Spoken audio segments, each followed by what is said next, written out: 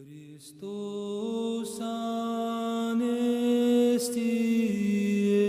ec necrom thanatum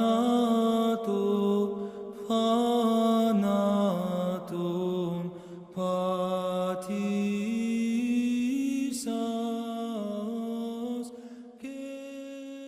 Israël, c'est-à-dire Jacob, s'est mis en route avec tout ce qui lui appartenait. Arrivé à Beersheba, il offrit des sacrifices au Dieu de son père Isaac, et Dieu parla à Israël dans une vision nocturne. Il dit, « Jacob, Jacob !» Il répondit, « Me voici. » Dieu reprit, « Je suis Dieu, le Dieu de ton père. Ne crains pas de descendre en Égypte, car là-bas je ferai de toi une grande nation. Moi je descendrai avec toi en Égypte. Moi-même, je t'en ferai aussi remonter, et Joseph te fermera les yeux de sa propre main. » Jacob partit de Beersheba. Ses fils l'installèrent, avec leurs jeunes enfants et leurs femmes, sur les chariots que Pharaon avait envoyés pour le transporter. Ils prirent aussi leurs troupeaux et les biens qu'ils avaient acquis au pays de Canaan. Jacob arriva en Égypte avec toute sa descendance. Ainsi donc ses fils et ses petits-fils, ses filles et ses petites-filles, bref, toute sa descendance, il les emmena avec lui en Égypte. Voici les noms des fils d'Israël venus en Égypte. Jacob et ses fils. Premier-né de Jacob, Rouben, fils de Rouben, Hanok, Palou, Esron, Carmi. Fils de Siméon, Yemuel, Yamin, Ohad, Yakin, Soar, Saül, le fils de la Cananéenne. Fils de Lévi, Gershon, Kehat et Merari. Fils de Juda, Onan, Shéla, Pérès, Zéra. Et Onan étaient morts au pays de Canaan. Les fils de Pérès furent Esron et Hamoul. Fils d'Issachar, Tola, Poua, Job, Shimron. Fils de Zabulon, Séred, Elon, Yaléel. Ce furent les fils que Léa donna à Jacob en Padan Aram. Elle lui donna aussi sa fille Dina. Ses fils et ses filles comptaient au total 33 personnes. Fils de Gad, Siphéyon et Hagi, Shuni et Esbon, Éri, Arodi et Aréli. Fils d'Asher, Yimna, Yishva, Yishvi, Beria et leur sœur Séra. Fils de Beria, Héber et Malkiel. Ce furent les fils que Zilpa, la servante donnée par Laban à sa fille Léa, enfanta à Jacob, 16 personnes. Fils de Rachel, femme de Jacob, Joseph et Benjamin. Au pays d'Égypte, il naquit à Joseph 2 fils, Manassé et Éphraïm, qui lui avaient enfanté Asnath, fille de Potiphéra, prêtre de On. Fils de Benjamin, Béla, Béker et Ashbel, Géra et Naaman, Éi et Rosh, Moupim, Oupim et Ard.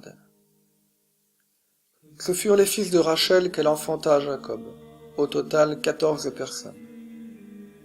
Fils de Dan, Ushim, fils de Nephtali, Yatseel, Gouni, Yesser, Shilem. Ce furent les fils que Bila, la servante donnée par Laban à sa fille Rachel, enfanta à Jacob, au total 7 personnes. Total des personnes appartenant à Jacob et issues de lui, qui vinrent en Égypte, sans compter les femmes de ses fils, 66 en tout. Fils de Joseph qui lui furent enfantés en Égypte, 2 personnes. Le total des personnes de la maison de Jacob qui vinrent en Égypte fut de 70. Jacob avait envoyé Juda en avant vers Joseph pour préparer son arrivée dans le pays de Goshen. Quand ils furent arrivés dans le pays de Goshen, Joseph fit atteler son char et monta à la rencontre de son père Israël.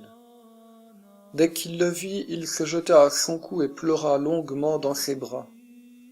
Israël dit à Joseph, « Maintenant que j'ai revu ton visage, je peux mourir puisque tu es encore vivant. » Joseph dit à ses frères et à la famille de son père, « Je vais monter prévenir Pharaon, je lui dirai, mes frères et la famille de mon père qui étaient au pays de Canaan sont venus me rejoindre. Ces hommes sont des bergers, ils élèvent des troupeaux et ont amené leurs petits et leurs gros bétail, ainsi que tout ce qui leur appartient. Donc, quand Pharaon vous convoquera pour vous demander quel est votre métier, vous répondrez, tes serviteurs élèvent les troupeaux, depuis leur jeunesse jusqu'à ce jour.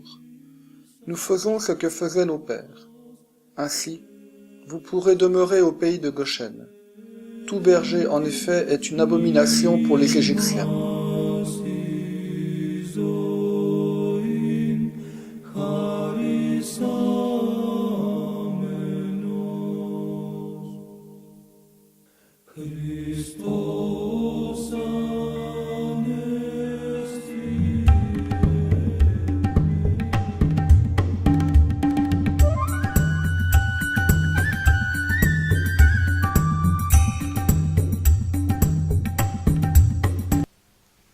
Joseph, de ce point de vue, est le digne fils de Jacob.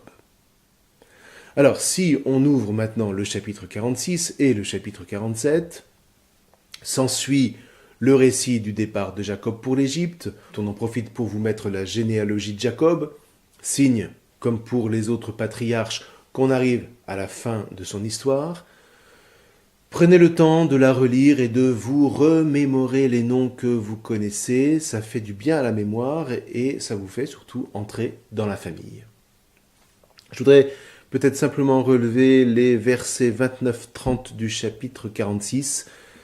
Joseph n'y tient plus, il saute sur son char, il va à la rencontre de son père et on nous dit, dès qu'il parut devant lui, Joseph se jeta à son cou et il pleura longuement à son cou.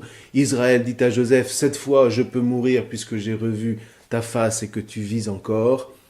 Enfin, Jacob va quand même encore vivre 17 ans, ce qui lui laisse un petit peu de temps. Et puis, le reste du texte de vous expliquer comment Joseph installe sa famille en terre de Goshen, c'est-à-dire en Basse-Égypte, dans le delta.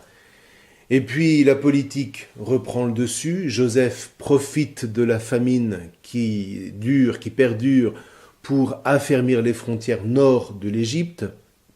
Et on sait que sous Aménophis II, celle-ci montait jusqu'au Mitanni, et puis elle descendait dans le sud jusqu'à la 5e cataracte du Nil. Ne vous offusquez pas sur la manière dont Joseph acquiert les terres pour Pharaon. Ce sont les terres des différents fiefs plus ou moins indépendants et qu'il fallait unifier. Dans le fond, il ne fait rien d'autre que ce que feront les rois de France et puis les autres lorsqu'ils voudront unifier le territoire sous leur couronne. Sauf que Joseph, lui, le fait pacifiquement. Une dernière note est importante qui montre bien que le rédacteur connaît son sujet. Au verset 26 du chapitre 47, il remarque que les terres des prêtres ne furent pas à Pharaon. Et ce sont évidemment les prêtres de Amon, dont les possessions affiliées au temple faramineux sont un état dans l'état. Pharaon ne peut rien faire sans eux, et eux ne peuvent rien faire sans lui. Et Joseph, vous voyez, il est ici comme en retrait de cette sorte de symbiose politico-religieuse. C'est un vrai juif avant l'heure, il s'intègre, mais il reste fidèle à ses propres racines. Alors reste à Jacob Israël de mourir en paix, c'est ce que nous verrons la prochaine fois. D'ici là, je vous souhaite une bonne lecture de ces chapitres absolument passionnants. Je vous remercie.